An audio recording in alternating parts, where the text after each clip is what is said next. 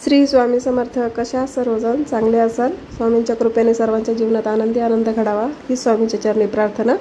तर आज बनवणार आहोत रवा डोसा. तर त्याचीच रेसिपी तुमच्याशी शेअर करणार आहे. इन्स्टंट लवकर बनणारा आहे, तर टेस्टी पण लागतं. करून पहा एकदा असा. तर रवा घेतला आहे वाटीभर, आणि रवा तुम्ही हा कॅन्टीनचा आहे, तर तुम्ही तसा पण घेऊ शकता. साधा रवा पण चालतो त्याला.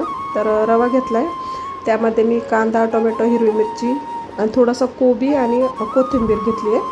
जेवढे असतील तुमच्याकडे भाजी ती वापरली तरी चालते, शिमला मिरची वगैरे. तर ही घेतल्यानंतर मी त्याच्यामध्ये थोडंसं मीठ ॲड केलं आहे आणि रवा ॲड केला आहे. थोडं पाणी टाकून थोडंसं मिक्स करून घेतलं व्यवस्थित.